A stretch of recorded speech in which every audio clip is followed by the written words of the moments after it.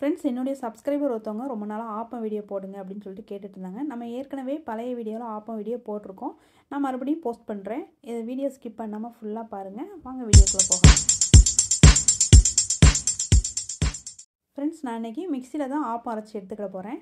இதுக்கு பார்த்தீங்கன்னா பச்சரிசி எடுத்து வச்சுருக்கேன். பச்சரிசியை வந்துட்டு 2.5 கப் அளவுக்கு எடுத்து வச்சுருக்கேன். இந்த கப்பால் 2.5 கப் அளவுக்கு நான் எடுத்து வச்சுருக்கேன். மிக்சியில் அரைக்க போகிறோங்கிறதுனால நான் கம்மியாக தான் அரிசி எடுத்திருக்கேன். இதுவே கிரைண்டரில் அரைக்கிறதா இருந்தால் இன்னும் 2 கப் கூட நம்ம எடுத்துருக்கலாம்.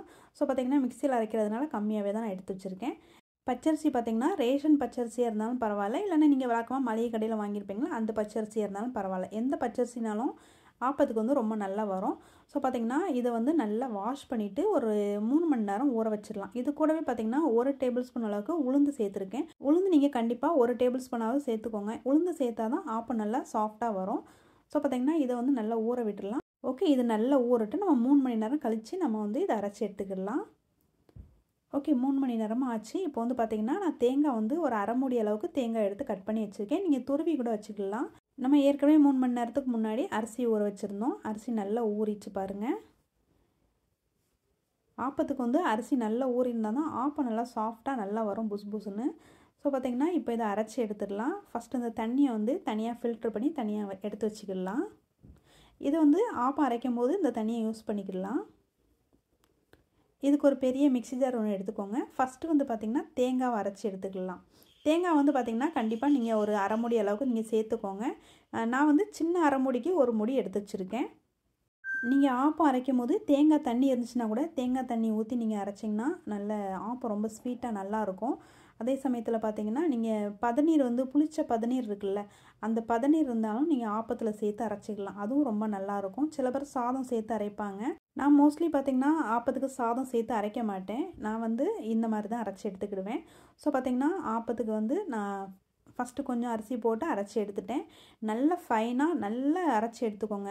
ஓகே, இதை வந்து ஒரு பாத்திரத்துக்கு மாற்றி எடுத்துக்கலாம். பாருங்கள், இந்த மாதிரி நல்லா அரைச்சி எடுத்துக்கோங்க. நான் மிக்சியில் அப்படிங்கிறதுனால எக்ஸ்ட்ரா தண்ணி ஊற்றி அரைச்சிருக்கேன். இதுவே கிரைண்டர்லனா இன்னும் கொஞ்சம் திக்காக அரைச்சிருப்பேன். ஏன்னா பார்த்திங்கன்னா மிக்சியில் நல்லா அரையணும்ல, அதனால் எக்ஸ்ட்ரா தண்ணி சேர்த்து அரைச்சிருக்கேன். இன்றைக்கி நான் சொன்ன மெஷர்மெண்ட் பார்த்திங்கன்னா கரெக்டாக ஒரு நேரத்துக்கு கரெக்டாக இருக்கும். அதனால் வந்து பார்த்திங்கன்னா தண்ணி எக்ஸ்ட்ரா சேர்த்துருக்கேன். நீங்கள் 2-3 நாளைக்கு சேர்த்து வச்சு அரைச்சி நீங்கள் செய்கிறீங்க அப்படின்னா நீங்கள் வந்து கொஞ்சம் திக்காக ஆப்பத்துக்கு அரைச்சிக்கோங்க. ஒரு 2 நாளைக்கு அரைக்கிறீங்கன்னா இன்னும் கொஞ்சம் திக்காக அரைச்சிக்கோங்க. நான் ஒரு நாளைக்கு மட்டும் அரைக்கிறதுனால கொஞ்சம் தண்ணியை அரைச்சிக்கிடுறேன். நீங்கள் இந்த மாவை ஃப்ரிட்ஜில் ஸ்டோர் பண்ணி வச்சு சாப்பிடுவீங்கன்னா நீங்கள் அரைக்கும் போதே கொஞ்சம் தண்ணி கம்மியாக சேர்த்து திக்காக அரைச்சி வச்சுக்கோங்க. ஏன்னா பார்த்தீங்கன்னா நீங்கள் ஸ்டோர் பண்ணி வைக்கிறதுக்கு திக்காக அரைச்சி உள்ளே வச்சுட்டு அப்புறம் தேவையான போது நீங்கள் வந்து அப்பப்போ கொஞ்சம் ஒரு 4 கரண்டி எடுத்து தண்ணி மிக்ஸ் பண்ணி நீங்கள் அப்புறம் ஆப்பம் சுட்டிங்கன்னா உங்களுக்கு வசதியாக இருக்கும். அதனால தான் சொல்கிறேன். ஸோ பார்த்திங்கன்னா இப்போ வந்து மாவு எல்லாமே அரைச்சாச்சு. இதில் கொஞ்சமாக தேவையான அளவுக்கு உப்பு சேர்த்துருக்கேன். நம்ம வந்து ஆப்ப சோடா சேர்ப்போம், அதனால் உப்பு கொஞ்சம் பார்த்து சேர்த்துக்கோங்க.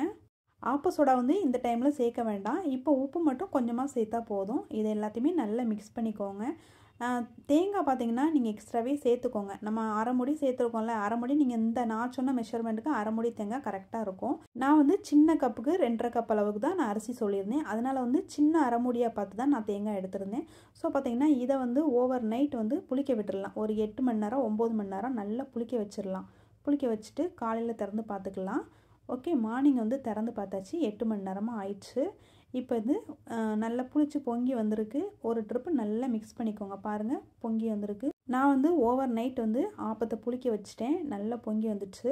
ஆப்பம் வந்து நல்லா பொங்கி வந்திருந்தால் தான் ஆப்பம் சாப்பிட்றதுக்கு ரொம்ப நல்லாயிருக்கும். நல்லா சாஃப்டாக பஞ்சு மாதிரி இருக்கும். இப்போ இருக்க கிளைமேட்டுக்கு பார்த்திங்கன்னா ஒரு 9 மணி நேரம் புளிக்க வைங்க. நார்மலாக பார்த்திங்கன்னா ஒரு 8 மணி நேரம் புளிக்க வச்சா போதும்.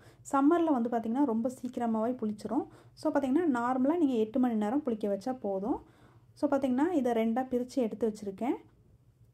இது வந்து பார்த்திங்கன்னா ஃபஸ்ட்டு இப்போ தேவைக்காக பிள்ளைங்க ஸ்கூலுக்கு கிளம்புறாங்க. இப்போ தேவைக்காக நான் கொஞ்சமாக எடுத்து வச்சுருக்கேன். இதில் கொஞ்சமாக, அதாவது தோசை மாவு பதத்தை விட கொஞ்சமாக லூஸாக இருக்கணும். அதாவது இந்த ஸ்டேஜுக்கு பாருங்கள், இந்த ஸ்டேஜுக்கு இருக்கும். இதில் கொஞ்சமாக 1/4 டீஸ்பூனுக்கும் கம்மியாக வந்து ஆப்ப சோடா சேர்த்துக்கோங்க. இது வந்து இந்த அளவுக்கு லூஸாக இருக்கணும். அதாவது ரொம்ப திக்காகவும் இருக்கக்கூடாது, ரொம்ப தண்ணி போலையும் இருக்கக்கூடாது, இந்த அளவுக்கு இருக்கணும். ஸோ இன்றைக்கி ஆப்பத்துக்கு சைட் டிஷ் பார்த்திங்கன்னா மாசி கருவாடு சம்பல் தான் செஞ்சுக்கிட்டு இருக்கேன். இதில் வந்து பார்த்திங்கன்னா காரம் இன்றைக்கி கம்மியாக தான் சேர்த்துருக்கேன். பிள்ளைங்க வந்து காரம் நிறைய சேர்க்க மாட்டாங்க. அதனால் தேங்காய் ஜாஸ்தியாக போட்டு வெங்காயத்தை வதக்கி மாசி கருவாடு சம்பல் செஞ்சுக்கிட்டு இருக்கேன். என்னை பொறுத்த வரைக்கும் ஆப்பத்துக்கு பெஸ்ட்டான சைட் டிஷ் என்னென்னு பார்த்தீங்கன்னா மாசி கருவாடு சம்பல் தான் சொல்லுவேன். இதில் வந்து பார்த்திங்கன்னா நான் காரம் கொஞ்சம் கம்மியாக தான் சேர்த்து செய்கிறேன் பிள்ளைங்களுக்காக. நான் வந்து காரம் கொஞ்சம் ஜாஸ்தியாகவே சேர்ப்பேன். எனக்கு நான் சாப்பிட்ணும் அப்படின்னா காரம் பெப்பரு அப்புறம் வந்து மிளகாத்தூள்லாம் கொஞ்சம் ஜாஸ்தியாக சேர்த்து மாசி கருவாடு சம்பல் செஞ்சேன் அப்படின்னா அவ்வளோ டேஸ்டியாக இருக்கும், ரொம்ப நல்லாயிருக்கும். ஆப்பத்துக்கு பெஸ்ட்டு சைட் டிஷ் வந்து இந்த மாசி கருவாடு சம்பல் தான், ரொம்ப நல்லாயிருக்கும். ட்ரை பண்ணி பாருங்கள் ஃப்ரெண்ட்ஸ். நீங்கள் ட்ரை பண்ணலன்னா இதுவும் இன்றைக்கி சைட் டிஷ் தான். அப்புறம் வந்து தேங்காய் பால் இனிமேல் தான் அரைக்கணும். பிள்ளைங்களுக்கு ஸ்கூலுக்குங்கிறதுனால நான் கொஞ்சம் அவசரமாக சுட்டுக்கிட்டு இருக்கேன். ஸோ பார்த்திங்கன்னா நம்ம மிக்சியில் தான் மாவு அரைச்சிருந்தோம். சென்டரில் நல்லா புசு புசுன்னு ரொம்ப சாஃப்டாக வந்துச்சு, சைடில் நல்ல மொறுமொறுப்பாகவும் கிடச்சிது. ஆப்பம் ரொம்ப சாஃப்டாக நல்லா இருந்துச்சு ஃப்ரெண்ட்ஸ். நான் சொன்ன இதே மெத்தடில் நீங்கள் ட்ரை பண்ணி பாருங்கள் ஃப்ரெண்ட்ஸ். ஆப்பம் சூப்பராக வரும். ஓகே ஃப்ரெண்ட்ஸ், இந்த வீடியோ உங்களுக்கு யூஸ்ஃபுல்லாக இருந்திருக்குன்னு நினைக்கிறேன். வீடியோ பிடிச்சிருந்துச்சுன்னா லைக் பண்ணிக்கோங்க. மறக்காமல் என்னுடைய சேனலை சப்ஸ்கிரைப் பண்ணிவிட்டு பாருங்கள் ஃப்ரெண்ட்ஸ். ஏதாவது டவுட் இருந்துச்சுன்னா நீங்கள் கீழே கமெண்ட் பாக்ஸில் கேளுங்க. நான் மறுபடியும் வேறு ஒரு ரெசிபியில் உங்களை மீட் பண்ணுறேன். இது வரைக்கும் நீங்கள் வீடியோ வாட்ச் பண்ணதுக்கு தேங்க்யூ.